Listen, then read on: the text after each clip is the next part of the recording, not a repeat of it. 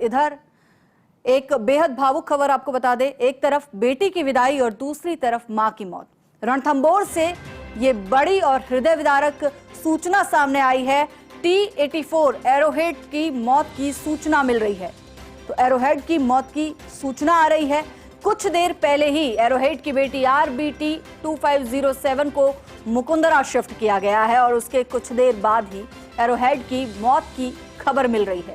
पिछले काफी समय से बोन ट्यूमर से एरोहेड जूझ रही थी, जिसके चलते जो है अपने शावकों का भी ठीक से पालन पोषण नहीं कर पा रही थी। खबर पर और अधिक जानकारी के लिए हमारे एसोसिएट एडिटर निर्मल तिवारी हमारे साथ जुड़ चुके हैं। निर्मल जी, बेहद दुखद और एक भावुक जो है खबर वो रणथंभौर से आ रही है, एरोहेड की मौत की खबर आ रही है, क्या जानकारी मिल रही है इससे लेकर? निश्चित तौर पर देखिए, बड़ा दुखद खबर है और इसको इस मायने में समझा जाए कि एक तरफ तो उसकी बेटी यहाँ से विदा हो रही थी और दूसरी तरफ माँ की सांसें टूट रही थी। कुछ ऐसा ही नजारा आज रणथंभौर में देखने को मिला। सुबह अन्वी को कनकटी जिसको कहते हैं, एरोहेड की जो बेटी है RBT 2507, उसको ट्रैंकुलाइज किया गया और मुकंदरा रवाना किया गया। इधर माँ अपनी अंतिम सांसें गिन रही थी। जॉन 2 जो है रणथंभौर का, वहां नाले के पास उसकी डेड बॉडी मिली।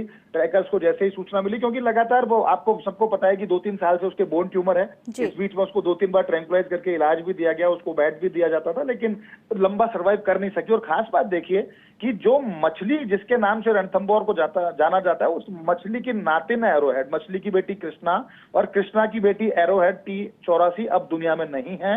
इसका जो जन्म है वो करीब 2011-2012 के आसपास इसका जन्म हुआ था। अभी करीब 13 से 14 साल इसकी उम्र बताई जा रही है एरोहेड की, और लंबे समय से बीमार चल रही थी। अंतिम लेटर के तौर पर उसने 3 बच्चों को जन्म दिया था। और जो एरोहेड की, जिसको आज रणथंभौर की रानी माना जाता है, T-124 रिद्धि को, वो एरोहेड की ही बेटी है। रिद्धि और सिद्धि को इससे पहले लेटर में जब एरोहेड ने जन्म दिया था। और तो खास बात यह है कि अब एरोहेड को लेकर लगातार संजीदगी बरत रहा था वन विभाग। कोशिश कर रहा था कि कितने दिन और ये समय निकाल सकती है, लेकिन इतनी ज्यादा कमजोर हो चुकी थी कि उसमें बिल्कुल उसके लिए चलना फिरना बड़ा मुश्किल हो गया था। उसके पीठ पे अलग ही वो ट्यूमर अलग नजर आने लगा था। लगातार उसका इलाज भी किया गया, लेकिन आज बड़े ही गमगीन माहौल के अंदर और ऐसे दौर में जब उसकी बेटी की विदाई होगी और उस दौर में मां का चला जाना निश्चित तौर पर वन्यजीव प्रेमियों को झकझोर गया, अंदर तक उनको हिला करके रख गया है। क्योंकि एरोहेड को एरोहेड इसलिए कहा जाता था कि उसका जो हेड था, उस हेड के ऊपर एरो के निशान बना हुआ था, एक तीर का निशान बना हुआ था। जो उसकी जो लाइंस थी वो तीर के निशान की तरह थी, इसलिए उसका नाम एरोहेड पड़ा T-84 का। तो निश्चित तौर पर कह सकते हैं कि मछली का जो एक लेगेसी थी उस परिवार की, उसका एक अभिन्न एक सदस्य आज दुनिया में नहीं रहा। निश्चित तौर पर मैं खुद आपको बता रहा हूं तो बड़े भारी मन से बता रहा हूं, क्योंकि जब भी रणथंभौर गया तब एरोहेड को देखा और एरोहेड को देख करके उसने कभी निराश नहीं किया। क्योंकि नाल घाटी का जो क्षेत्र है, अगर जॉन 2 की बात करें तो वो पूरा एरोहेड के बेडरूम के तौर पर उसको जाना जाता था। वहीं पर उसने लगातार जो उसके जो शावक उसने जन्म दिया, पिछली बार भी जब उसने 2507, 2508 और 2509 को जन्म दिया, तो वही स्थिति थी वो नालघाटी के पास ही। और चूंकि एक ऐसा दौर चला, सत्ता परिवर्तन का दौर चल रहा है रणथंभौर में, जब बच्चे बड़े हो रहे थे, मां से अलग हो रहे थे, यही कारण था कि इंसान के ऊपर हमला हुआ और एरोहेड के दोनों बच्चों को इसके लिए ब्लेम किया गया। हालांकि अभी ये रिपोर्ट आना बाकी है कि उन्हीं की वजह से हो, लेकिन माना यही जा रहा है कि अन्वी और अन्वी के भाई ने इस घटना को अंजाम दिया था और आज अन्वी को यहाँ से शिफ्ट किया गया। और देखिए, खास बात देखिए, एक दुर्योग देखिए, संयोग तो नहीं कहूंगा कि जैसे ही अन्वी गई वैसे ही मां की सांसें टूट गई। यानी जो तीनों बच्चे थे, अंतिम लिटर जो इसका था एरोहेड का, पहले बच्चे को 2509 जो था RBT 2509 जो नर शावक था,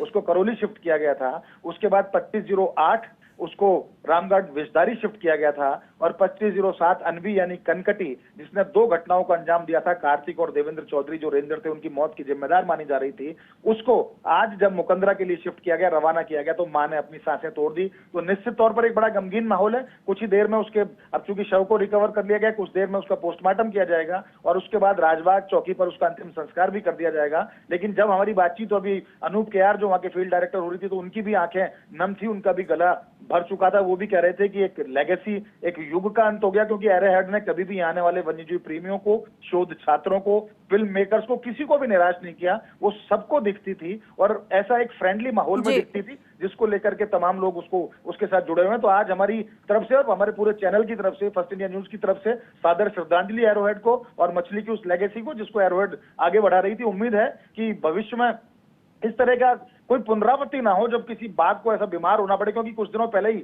एरोहेड की मां कृष्णा की मृत्यु हुई थी, मेरे को ध्यान है। कृष्णा भी काफी कमजोर होकर के, लेकिन उसने एक लंबा जीवन जिया था, और मछली ने भी बहुत लंबा जीवन जिया।